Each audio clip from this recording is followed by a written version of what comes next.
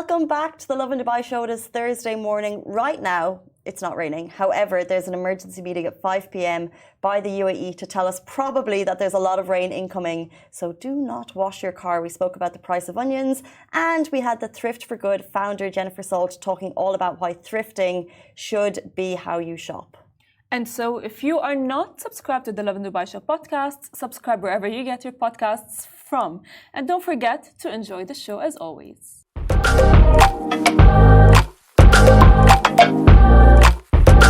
Again, I'll have no one to blame but myself. I mean, yeah, you're right. But you know, like there's like this like issue. I'm not used to Dubai being like, no, I am used to. It happens every year. It happens every year. I don't know who am I fooling. Maybe I'm just like fooling myself at this point. But maybe I should listen to Casey. Maybe it's just like my 25-year-old self thinking like, hey, I cannot miss my plans. Yeah, I think we'll have a better idea of what's coming up from 5 p.m. So do stay tuned.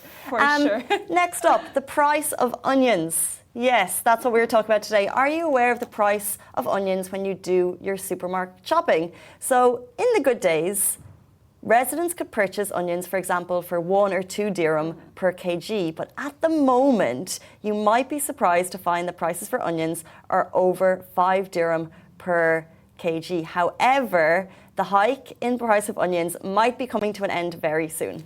Now, India is the largest exporter of onions to the UAE.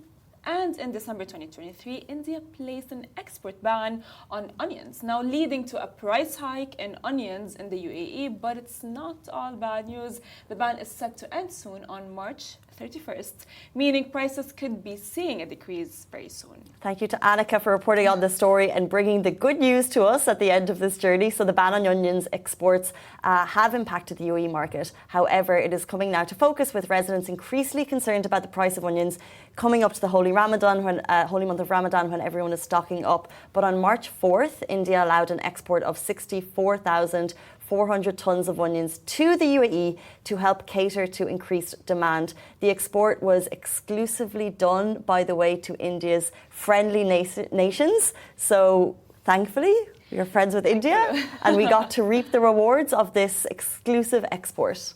Of course, so we can look forward to a dip in the price of onions real soon. Now, let me tell you something. Onions are very essential for every meal.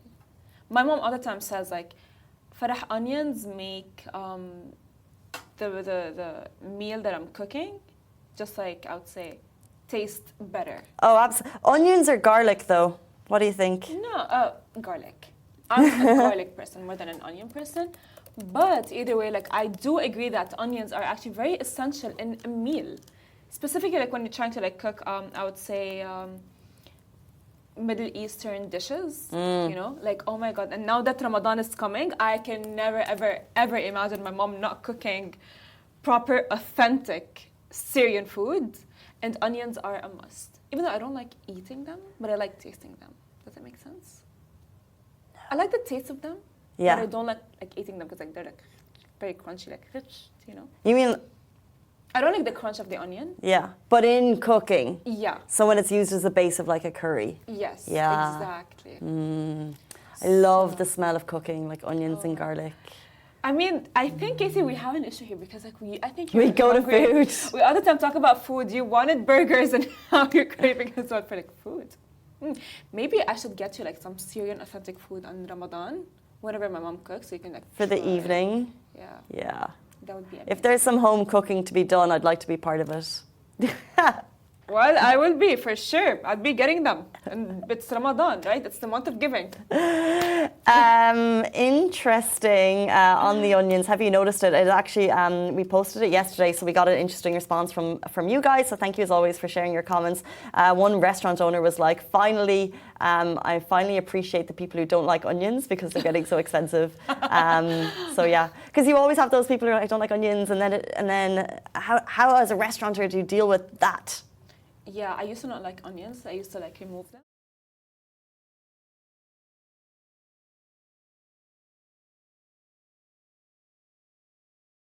Eating them, but I like tasting them. There's like a difference, you know. Yeah. I think it's just like maybe I'm a weird person. Maybe it's the weird thing. We all have our quirks. Yeah. What is the weirdest quirk? If it wasn't 9:12 and we didn't go live half an hour late today, I would go into weird quirks. But if you're watching the show and you have a strange quirk that you'd like us to know about that we can talk about tomorrow, we're here for it. Let's jump into our next story. This is big on the visa front. It was announced yesterday as breaking news. Now, Dubai introduces a five-day visa work bundle. The Dubai government has introduced the Work Bundle digital platform to reduce the processing duration for issuing work permits to private sector employees. Now, it started from 30 days to just 5, announced by the Dubai General Directorate of Residency and Foreigners Affairs. Now, this initiative is set to streamline the process by reducing the necessary documentation from 16 to 5 and minimizing the visits required to service centers from 7 to just 2.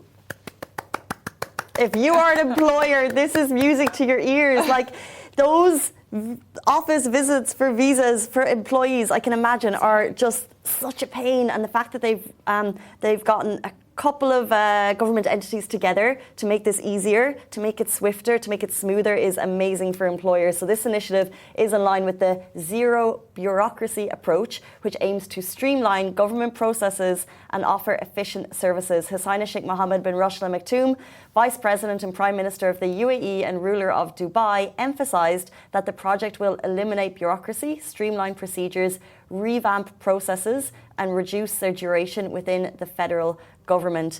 You know, you have a bugbear with process, whether it's at work or something to do with like getting set up, especially in the UAE as expats, and they never usually get fixed. Like whatever country you're in, you know, it would be known for, oh, this takes ages, or, you know, just get in line at the post office because nothing's going to be done, or you can't do it digitally, it's always got to be done in person. Every now and then you see little announcements like this, not that it's little. I just saw a really funny comment coming through. Someone's looking for a boyfriend. Back to the news. Every now and then, little announcements like this make lives easier, make it smoother for business owners. Essentially, they'll employ less people in terms of the admin side. They can put more into their business and more swift, easy. So I'm sure there's a lot of HR, what's the PRO people across the country who are loving this news. I mean, I'm loving it as well, honestly. This is just amazing. And I mean, shout out to Dubai for just like making everyone's life easier. At this point, it's just like, I mean, I wish the news came out like when I first got employed here, it would have been way easier for me. But shout out to everyone who is going to be getting employed and to the employers as well. So we're going to jump in. It's 9:15 and we are super excited to have the founder of Thrift for Good. It's Jennifer Sault. She's championing eco-conscious shopping, and we're going to learn a little bit more how we can do better as humans from a very inspirational human. She's going to be with us after this very short break. Please stay tuned.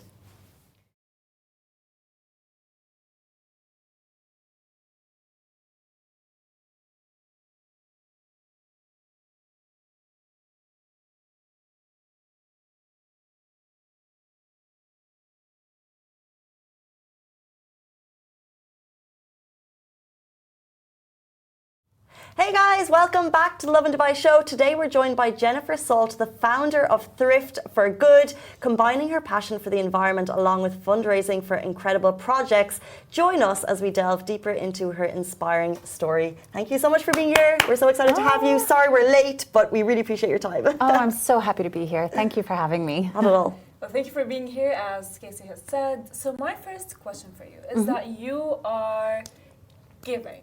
You give people. So where, if you can tell us about your background and where did the idea of giving came from? Yeah, so I started when I was a child fundraising to build a daycare in the Philippines, and that just stuck with me. I was lucky to volunteer overseas, and really, I feel really lucky because it's my passion, my purpose to fundraise for kids overseas. And I've been able to make a career out of it as well. So Thrift for Good is what we're doing, and I'm lucky to not do it alone. We've got a great community of people, and it's charitable thrift stores here in the UAE. So we give back by helping the environment, circular economy for clothing, selling pre-loved clothes, and we donate 100% of our profits to help children's charity projects around the world through our partner charity, Gulf for Good. So yeah. It's amazing, and I'm sure residents who've been living in the UAE for any amount of time will know the name Thrift for Good, so we're definitely going to delve deeper into what you guys do. But just to step back a little bit, you said you started as a child and then you raised money for an orphanage in the Philippines? Yeah, so yeah. How did that happen? So I was lucky to have a great group of friends in high school and a family member who was also fundraising for kids in the Philippines. I had some friends in high school who were from the Philippines and they would tell me about their families. So we joined forces and we just started school fundraisers. This was over 20 years ago. It was a long time ago. But I'm so glad that that sparked a passion in me and just kept going for life. So yeah. Because it's amazing. We have, every now and then we'll speak to kids in the UAE doing amazing things. So Yeah. where do you think your passion, where did it spark? Where were you like, this could really impact people, so I want to help? Do you remember a moment or where did that come from? So that's a great question. I think as a child, I just felt very moved by what was happening for people around the world, and I wanted to do something. And, as a kid, maybe it was that spark of inspiration and wanting to do something, and then starting it off and knowing how good it feels to help and learning the stories of who we're helping. I think a small spark at that age can lead into something so much bigger. It's easier to be influenced when you're a kid to do good, I think, if you have the right motivations, incentives, and encouragement. Mm-hmm. Yeah. 100%. But I have a question is that, of course, we grow up. Yeah. And as we grow, our passions do change over time. Mm-hmm. What I wanted to be when I was younger at 5 years old is not what I wanted to be when I was 12, 13 or in my teenage years. So would you say, how did you manage to have this passion stay within you and actually implement it and I would say create such a platform? That's a very good question. Yes. So I also went through my, I knew that I wanted to spend my life helping kids and I saw it was possible and I loved it. But, I had no idea how to do that. Okay. So I actually studied microbiology. I don't use microbiology anymore. And, my path did this, but ultimately I landed in fundraising because that's what I found was the way that I can most easily give back and support people on the ground who know the local context and who can really lift up the kids in the most appropriate way. So, and being in Dubai is great for fundraising. So I feel that's how I can help the most with my community of support here in Dubai. There was a little bit of this with one central target. Yes. So I feel lucky to have had that passion from a young age and have been able to make a career out of it and to be able to do something with my life to give back. You mentioned Dubai is a great place for fundraising. How was it? Let's go back to the start of Thrift for Good. Yeah. And we are very compassionate people, but actually maybe the methods to give back they're not everywhere. They're not in your face. So was it easy to create what you've done or were there obstacles along the way? Oh, of course. There's always obstacles in everything, right? We're very lucky to be able to do what we do from a legal standpoint here in the UAE, but I know it can be challenging for charitable organizations to figure that out, to navigate it, to get it set up. But we're so lucky to have the UAE government's support. I used to work with Golf for Good, which is the charitable organization we're doing this with. And this is where Thrift for Good was born. Essentially, we're receiving phone calls of people wanting to donate their clothes, and we started selling it at markets to raise extra money for the kids. But I'd say the challenge is, like any new business, it's building an infrastructure. There's such a demand here for secondhand, and there's so many clothes to be processed. So it was building a whole system. How can we make a zero waste process for these clothes? How can we, get the community together, get volunteers and organize in that way? We're 3 years young, 3 years strong, and it's growing really fast. There's always obstacles, but we're happy to overcome them as they arrive. So yeah. So of course, thrifting as well plays a huge role to the environment. Yes. So not many people are aware of that. How would you say you have raised awareness towards thrifting for good, whether it's for humanitarian purposes or even environmental purposes? Yeah, so every day we're talking about the effects of fashion on the environment. We hold a lot of workshops to educate people, and Is it okay if I go into some of those facts now, just to give some 100%, context? Yeah, 100%. So a lot of people don't know that fashion is very straining on the environment. It takes a lot of resources in terms of water, a lot of carbon emissions, a lot of things to produce fabrics. And with fast fashion being so popular, there's a lot of pressure on clothing brands to mass produce clothing every single season for the lowest price possible, which means a lot of brands are turning to cheap fabrics that contain polyesters, plastics. There's a huge microplastic problem in our oceans. I've read stats that are terrifying, like 70% of breast milk in the US has plastic in it now, and 30% of all of those plastics are coming from clothing. Also, the dyes that are used in cheaper fabrics often contain mercury and harmful substances. There's massive amounts of water pollution. It's harmful also for our health when we wear this on our back. I could keep going. There's a lot of stats, but the most scary is 150 billion clothes are being produced every single year, cheap prices, and 3/5 of those clothes go into the landfill within the first year of their life. So when we lead this culture of buy, consume, throw, we're really killing the planet and people. There's so much slave labor, child labor, atrocities happening in terms of, clothing production. So I think it's really encouraging people to choose something more sustainable. And with Thrift for Good, we're hoping to make circular economy, secondhand fashion more accessible. A lot of the times people, there's a bit of a stigma against secondhand, and we combat it by offering only perfect quality items. So when people come to our stores, the price is better.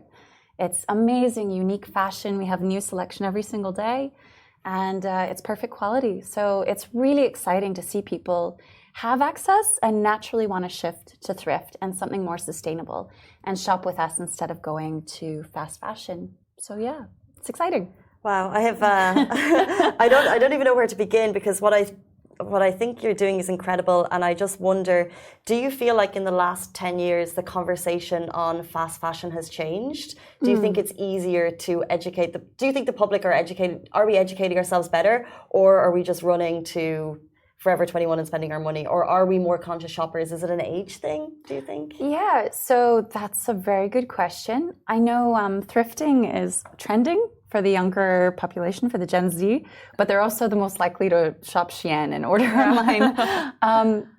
I think it is growing, and again, having access is the first key step. There are some great secondhand shops in the UAE, but it's a really tiny market compared to what it is elsewhere. And in the next 10 years, it's estimated that secondhand will be the leading source of fashion globally. I really hope so. I'm looking forward to that day. And just to answer your question, we were surprised. There is a huge demand here for secondhand, and we're able to provide it. So yeah, we're seeing that narrative change, and people are very excited and motivated. And I just hope the more we can talk about it, the more access we can provide, the bigger it becomes. Mm-hmm. So your shop, Thrift for Good, of course, it focuses on humanitarian. Yeah. It's for humanitarian, and you have done a lot of humanitarian work. Mm-hmm. So what is your idea of of course, what's happening of the humanitarian needs that are happening right now? Yeah, I mean, there's so many things. Mm-hmm. I hope it's okay if I speak about this, but we just fundraised for Gaza for relief through the Terahum campaign with Emirates Red Crescent. Amazing. Nice. We're so incredibly proud and happy to be able to give back to situations like this. And we had to move to our next projects because we, in general, make promises to help children's charity projects around the world. And for me, I think this is a really great goal, because when we help kids to get better livelihoods, better jobs, they're more likely to take care of their kids and the future generations and change communities in turn. So right now we're fundraising for kids in Uganda through the Kisoro Children's Foundation. That's nice. To build classrooms, to give solar panels so they don't have electricity cuts, to buy computers so the teachers have access to technology to teach, a garden so the kids can have food. And our projects are always in the same line, trying to make charities more sustainable. They could take better care of themselves and to give kids a stronger start at life. So it's really exciting that we can help from that angle. That is amazing. And we'll definitely have links here for Thrift for Good in every way, that if you're inspired by this and you can get in touch and you can help in any way, we would love you guys watching to do that. I just want to jump back into the process and how it works. So you said that you're able to provide, I'm not sure the phrase you use, fault-free clothes, or so how does that work? Because I imagine here in the UAE, I imagine you get mountains of clothes. Yeah. So how do you sort through it, and how does that work? And then if it's a zero waste process, what do you do with the clothes that you essentially can't sell on? Yeah, that's a great question. So we're currently processing about 25,000 pieces of clothes every single month. So yeah, it's a lot. And I know there's so much more in the UAE to process. And we are currently, as far as I know, the only zero waste solution for clothing in the UAE. So anyone can contribute their clothes, anything you wear or read in either of our stores. We've got 2 locations. You can find us on Google Maps or Thrift for Good, you'll find us. So when people bring that in, we're volunteer run. Everything we do is with volunteers, and we sort it by condition. Perfect quality, easy, it goes into the store. Not perfect quality, we do our best to fix it.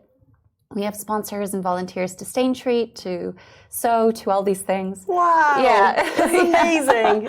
It's fantastic. And I mean, sometimes it doesn't take much to save the clothes, to make them live that much longer of a life. Otherwise, we're at flea market every single weekend selling the stuff we can't repair to local communities for a great price. Or with Kiswa, we send it to India to recycle into carpet and furniture. And we also work with amazing upcyclers here in Dubai that will take, that stained pair of denims and turn it into something amazing. So it's really exciting what can be done with clothing with a little creativity. After all, nothing is waste until we waste it, right? So yeah, we keep it away from the landfill that way. Wow. Yeah, that is true. So at the beginning, you have mentioned that you have faced some challenges, of course, because you said nothing just passes by like that. So what is the biggest challenge that you have faced, creating this amazing, I would say, business, Thrift for Good? Yeah, it's a very good question. So I think it's always capacity. We donate 100% of our profits to help children's charity projects. And what that means is we keep our expenses as low as we possibly can, because it doesn't take much to change a child's life. 1,500 dirhams is enough to sponsor a child in Tanzania for an entire year. So when we're making payments, I'm not thinking like, okay, 1,000 dirhams to do for, Wi-Fi this month. I'm thinking that's a child. So with that, it's always this capacity play of how much do we want to spend to compromise to grow? How much can we do with volunteers, and finding that right balance to be able to have a massive impact. So our goal is to have sponsorship to cover our costs so we can grow that way, and we can donate 100% of everything. And with that too, you can imagine being volunteer run is beautiful. We have 70 committed volunteers who make the magic happen, but the coordination of all of those people to make it happen. I don't know if that answers your question well, but capacity. It certainly does. Guys, 25,000 pieces of clothing are coming through. You've got 70 volunteers working. All of the proceeds go to charity. Yeah. What an amazing thing that you're doing, Jennifer. We really appreciate your time. Where are the locations, and how can people get in touch with you to find out more if they can help? Yeah, so our locations, we have 2 locations, one on the Palm Jumeirah in the Golden Mile Galleria building, and one in Times Square Center, which is Sheikh Zayed Road, Al Manara. Upstairs on the first floor. You can find us on Google Maps. And if anyone wants to get in touch, contact us on social media, send an email. You'll find our contact details on our website, or just pop into store. That's the most fun. Really, we would love your help. If you have time to volunteer, like I said, we desperately need it. If you want to declutter your closet, come on in. Or if you want to shop sustainable fashion, we're your place to go for that. So thank you. Thrifting, love that so much. That is all we have time for with Jennifer, and it comes to the end of our show. Guys, remember 5 p.m. is that media briefing on the weather that's coming in towards the weekend. Brawley's out, don't wash your car. That is all we have time for the show today. We'll see you tomorrow morning, same time, same place. Goodbye from me. Goodbye from me. Thank you. That's it.